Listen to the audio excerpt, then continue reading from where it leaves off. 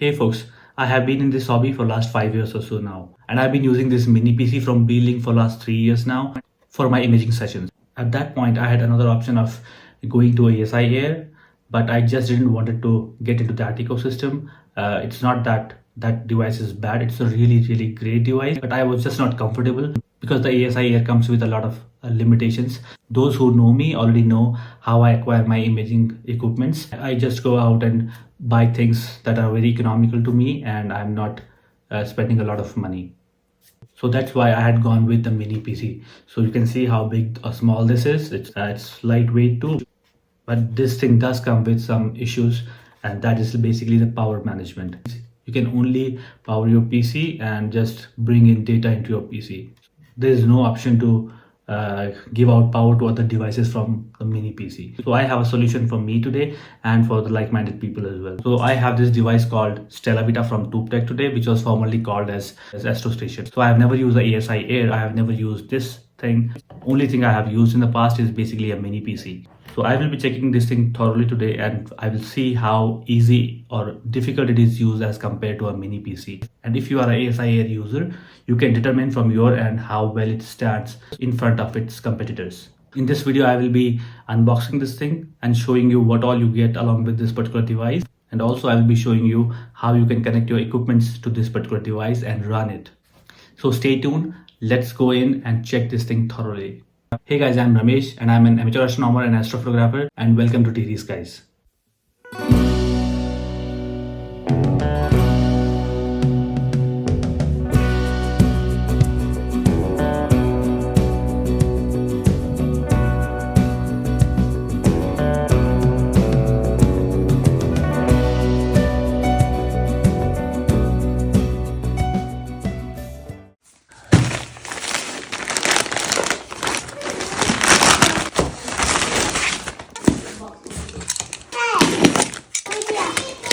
Very good. So here's the box that I have received, and it looks like an opened one. There is no seal on it, and understandably, because this is a review unit, somebody else might have reviewed it in the past. So here's all I have in this box. The user manual is at the bottom. I will read it later on. So here is the device, the StellaVita device. The mounting shoe is already placed on it, and then there is this antenna that I will connect later on, and there is one USB relay, Wi-Fi or whatever you call it, extender, whatever you call it. So I will connect it later. So in the cable box, you get this data cable that you always get with your main camera as well. So good to have this thing. Other than that, you will get 4 power cables with 2 different lengths, and the ports will be male to male. And one more cable that you will get is male to female power cable.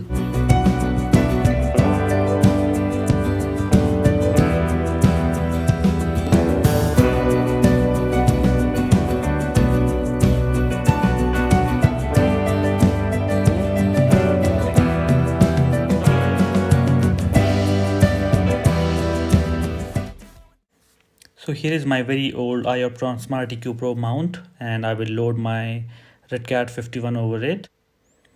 So here is the cable that I use to connect my mount to the PC, and it's a FTDI chipset cable. So this particular cable will connect my mount's hand controller to the mini PC or the StellaVita in this case.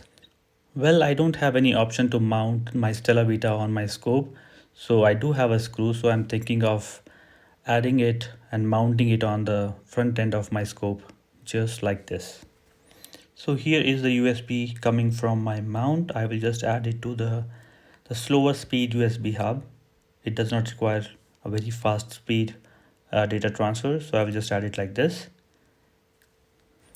So for my requirement in this case, I do not require a lot of power cables. So out of the 4, I will just choose 2. The first one I will connect my camera with, and the second power cable will go to my mount and it will power my mount. Next cable is very important, which is coming from my camera, and it needs a very high speed hub, so I will add it to the blue one because it will be transferring as big as 50 MB files every single time. So from the back end of the scope, I will connect the power cable to my camera. And then the most important cable, that is the data cable. So now you can see it's almost done. I will have to think about the cable management now. I've just wrapped it around my scope because I just want to test it out, how it works, and if everything is going fine or not. Next thing I will be checking is how it does the polar alignment, and I will also be checking a couple of more things in the field. But let me just set up everything right now, and I will just test it out, ensure that everything is working fine and all those things. I will also ensure that all my equipments are showing up. I wanted to test it with my that scope behind. That's basically my Newtonian, because it has a electronic focuser. So I wanted to test it out, but I was feeling very lazy today because I had to take out my this heavy mount and that heavy telescope on the roof, and then I had to set it up. So right now I'm just testing out the filters, the guide camera, the main camera, the mount, and how it basically works, how the interface works. I will also be setting up my filter wheel, the order of my filters and all those things.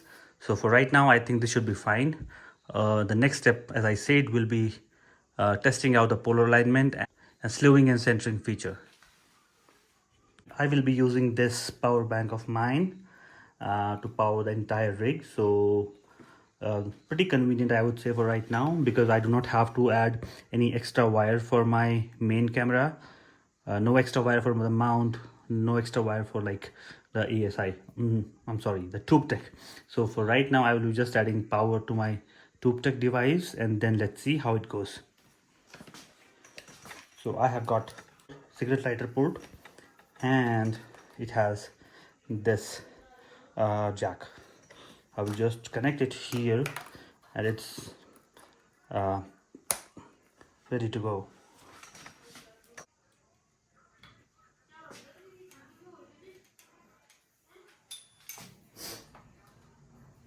So here is how it looks right now with everything loaded on it. You can see it. As I said, I will have to rethink my cable management for this device. So far so good. All right, so here I am on my phone. This is the Apple version of this app. First thing I'm gonna do is change my Wi-Fi. So I have already switched on my StellaVita device, connected everything, as you know. So I will just connect it. So you will get this password for your StellaVita device behind your device. So let me go in. So now we are connected on it. I will go into the StellaVita app. It always opens in landscape mode. Okay, so which is good. It says there's an update. I will just click on this and see if we can update it.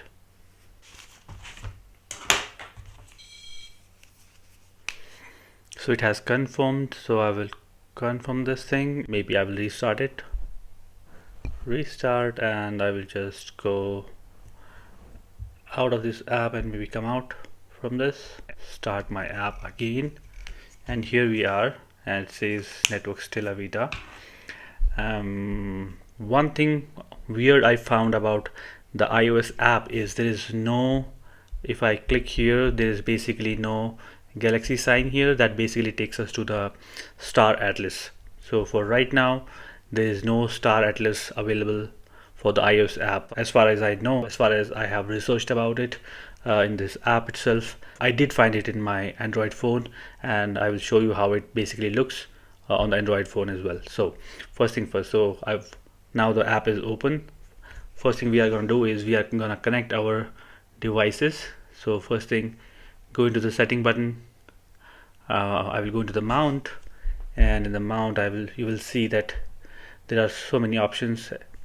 Explore scientific mounts, and like all sort of mounts, you name them, and mostly you will find them here. Ioptron, Skywatchers, LX200, Rainbow, and basically everything ZWO. So my mount is Ioptron Smart EQ Pro. The company has stopped producing it way back, so I can find it here, which is good thing. But it's selected PMC8. That's weird. I'll select the Smart EQ Pro, and I will connect it. Now the mount is connected. I do not want to go into the star library. Baud rate, it's already set by default. I cannot change it. That's fine. One more thing weird I found is, if you see the local location, the time is different. I changed the time on my mount as well, but it did not work. And you can see mount information. The time is showing, what it's showing is basically different. The issue comes when you are basically surfing through the sky with the star atlas. It will not show the objects in the right place, because there's time difference between your mount and your actual time. So if we go down, I will have to figure it out. I changed it from my mount, but it still did not work. It still did not change here. So alright, so next thing I will do is, we are fine here. I do not have to touch anything here. Park, set current as park, that's fine, all is fine. Motion speed 9x. Tracking, I have set it to off because I'm inside. Maybe I will just switch it on for the purpose of this video. Tracking rate is site real, which is good. Guide rate, these are all default. I will not change these. I will leave them as it is. Meridian flip is on, and yes, so I will leave the reverse tech output after meridian off. So that's fine for right now. Then I will go to my main camera and I will select my main camera from here. It has already detected on the top, but you can see there are many cameras mentioned over here. So I will select ATR 2600M because that's what I have. Switch it on from here. It shows the resolution, binning, focal length. Focal length is of my telescope. If you have a different focal length telescope, you can change it. This is a red cat that I have put on my mount, so it's 250 mm. That's what I have put. Gain is 100. That's fine because that's what the best gain for these cameras are. Exposure is set to 1 second. That's fine. Then conversion gain is high conversion gain, which is good. That's what I always keep. Low noise mode is on, cooling is on, fan is on. Target temperature is -5 degrees Celsius. That's fine. That's what I shoot my targets at. Heating is on at 2, which is good. Black level, I don't know. Black level, I have not played with this particular setting yet, so I will just leave it as default. Auto recapture, I will just keep it off because that's what default says. Then I will go into the guide cam on the left hand side, select it. Go to the guide cam and select my guide cam as ASI 224MC and switch it on. And if you see, there are a lot many. If I switch it off, you will see that there are a lot many guide cams here too. So I'll switch it on here, and binning is fine. Focal length of my guide scope that I have mounted on my telescope is 120 mm. Gain is 102. I don't know where it picked that gain from. I will just leave it like that. I will change it later on if needed. Auto exposure while guiding is off. Multi-star guiding is on, which is good. And rest of the guiding setting I have left it to default. Dithering is on. Dither mode is random. You can check it and you can use it as it is. So yeah, as I have kept it. So dither interval is freeze. Settle scale, I've just left it to default. Another thing that I have on this rig is filter wheel. I will go into this, and if you click on this, you will find a lot of filter wheels. So it does not say Touptek AFW, so there is something like Toupcam EFW. I don't know what that is. I've never seen that filter wheel. So what I will do is, I have one already connected devices. It comes under the connected devices and it says filter wheel because this is a Touptek filter wheel, so maybe it's recognizing it as filter wheel. So I will just switch it on. Calibration, I will leave that. Unidirectional, I will just put it on off because it's by default like that. Then current position, if I click here one, I can already hear the sound. That basically means it's working. Yeah, so and then there are slot 1 2 3 4 to 7 because this is 7 position filter wheel. The thing that you have to ensure is, if you want to change the name, you will find so initially when I was setting it up, On the first slot it was red, on the second slot it was green, and on the third slot it was blue, and then it was like S2, HA, and then O3, and then on the last slot, slot number 7, it was luminance. So I just changed it because I know the order of my filters that I have put in my filter wheel. So it's like LRGB and SHO. So how you can change it is you can just select one of these and then edit it from here. Okay, so that's how you can do it. So it says R, so I will put R over here. So LRGB, so that's how you can do it. You can change it from the name. So autofocus gain, I will just leave this thing because I have not connected any autofocuser to this, so I'll just leave it like that right now. So electronic focuser, I don't have it right now, but if you see into this, there are so many autofocusers mentioned over here. Yep, you can see a lot of them. So you have a lot of liberty in choosing what device you want to purchase and have on your rig, and then you can use it with this particular device. That's StellaVita. Then last thing, I will go into the miscellaneous, and the first one I have connected, the first DC port that I have connected is my camera, second one is mount, but if you want to name them accordingly, you can just name them. So rest of the things are like default storage, built-in storage. I just had a SD card that was lying around in my house for like 7-8 years. It's an old SD card, but it's an 8 GB SD card, so it's good for the testing purpose. So I have connected that, and I have selected SD card for my default storage. Network management, I will just leave these things as they are. There are options for switching channels, network management, network card info, and all those things. Then there is wireless bridge. I will just leave it to default. StellaVita management, so here you will find the updates and all those things, and now it's like updated to the latest version, so it's showing check for update. Then there are like logs. If you click here, you will find it gives you logs for as long as like 7 days back. You can have all of them. I did try this thing, I downloaded these, but I was not able to retrieve these. I don't know where it went. I think it went into the server of Touptek, but I was not able to see these. So let's go into the mount. Okay, so first of all, let's go into the left hand sidebar menu that we have. So first thing is we have this scope setting, which is basically our mount. So it basically, the first box that you see at the bottom is basically your RA and deck coordinates right now, where your scope is pointing.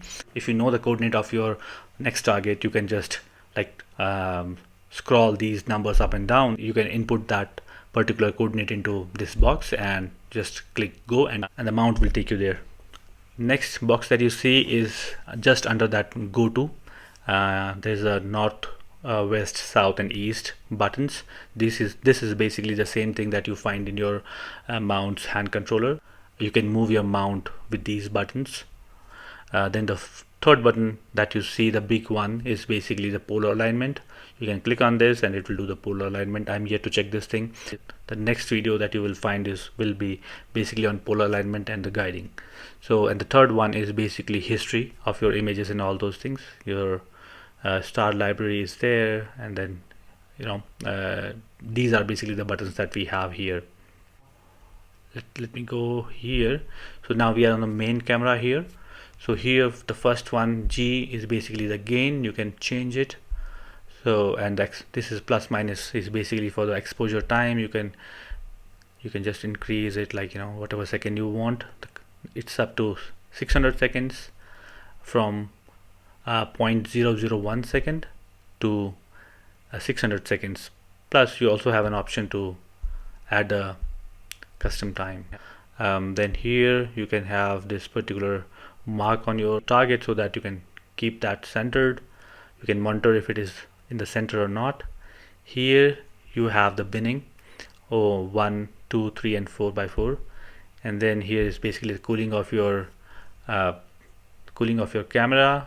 You can set it to -50 to 40 degrees. So right now it's on custom, which is -5 for my camera. I always take my exposures at -5 degrees Celsius. So that's it for the camera. Then we go to guide scope. Guide scope, you can see on the right hand side, G is basically gain, plus minus is basically your exposure time. The center one is basically like shooting, finding the stars. You can see it's already trying to find the stars, but I will just switch it off. Then it's basically centering, and if you click here, it's basically dithering. So how much you want to dither your exposures. I will just come out of this, so that I do not have any electronic focuser here, so that's why it's kind of logged out.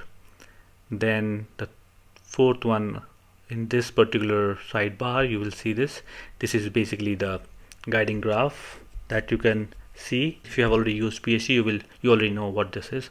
This shows you graph, then star profile and everything. The another one we see here is basically the histogram of the image.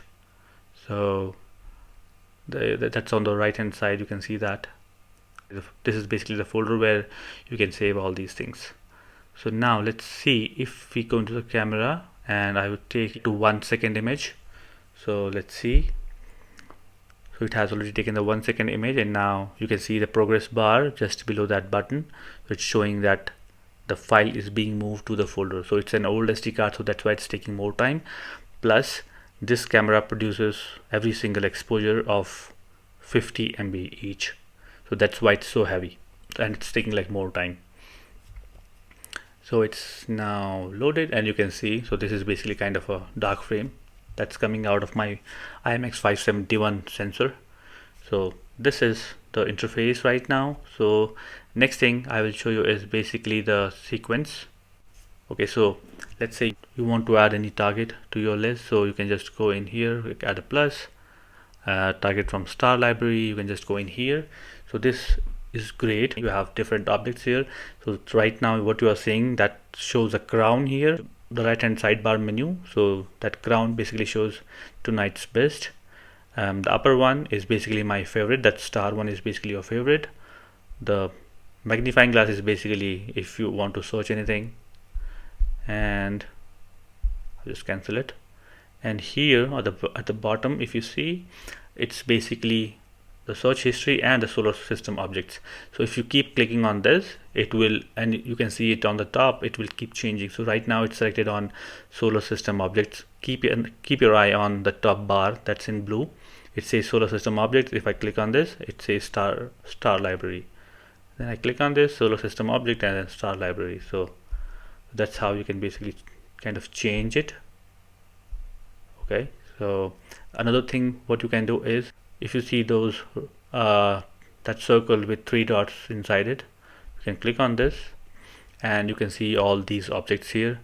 So famous stars, if I click on this, so it gives me all the famous stars. I have to click out and then see famous stars. You can see all these stars here. There are a lot of these. Then if I have to go to solar system objects, I will click on this and you can see all the solar system objects that you can slew to. After that, there are Messier objects, and all those more than 100 Messier objects are there. And then NGC objects, IC objects, SH2 is also there, C objects. So you can find all these things here. But right now, as I said, the iOS version of this app does not have the Star Atlas integrated yet. So I think they are working on it. I can show you how it basically looks on the Android version. So another thing that is interesting is, if you click this image, the next button on the right hand sidebar, right below that click button, there is this button that basically plate solve stuff. So if you click on this, it will plate solve your image. There's a lid of my scope is already closed, it will not plate solve it because there is no star. This is kind of a dark frame. So this is how it works right now. The Android version is exactly the same. It's just that it has an extra feature, that's the Star Atlas. Let me show you how it works. So here I am in my Android app, and I will show you how the Star Atlas works. So on the left hand bottom corner, if you see this galaxy icon, if you click on this, this will open up the Star Atlas. And because This is daytime here right now, so the grounds are like bright, but good thing is that the sky is dark. So what you can do is you can just go in here and select or deselect the landscape. I prefer to have the landscape so that I get a real-time idea of the skies right now. So you can pinch zoom with your fingers and find out your objects, or click on that search button and it will take you to the star library. So I do not want to go here, so I will come out of this, and we can see the sky over here. All you have to do is basically zoom in and find your objects. So I will just try to do it and show you one of the object right now that's in the daytime sky. So if I zoom in into the Cassiopeia, so you will find these objects here. This is the ghost nebula, the ghost of Cassiopeia, and if I scroll it towards the left, I will also find this nebula, which is Pac-Man nebula. My scope is not connected on this device right now, otherwise it would have shown me the size of my sensor. So since my mount is not connected to this, so it will not give me the option to go to, but you can add it to the sequence and then modify your sequence whatever way you want. And so this is how you surf the sky on the StellaVita. So this is how you set up your StellaVita device with your telescope and connect all your equipment to your StellaVita device, and this is how it basically runs. The next video that I'm going to be bringing about this device is basically taking it out in the field and testing out the polar alignment feature and ensuring that it polar aligns well, it guides well, and all those actual practical things. So if you like this video, please hit that like button. If you have any questions, you can ask me in the comment sections. You can ask me in the Instagram as well. Please do not forget to subscribe to my channel. Hit that bell icon so that whenever my new video is posted, you get that notification. So I hope you like this video. I will see you in the next video. Till then, goodbye.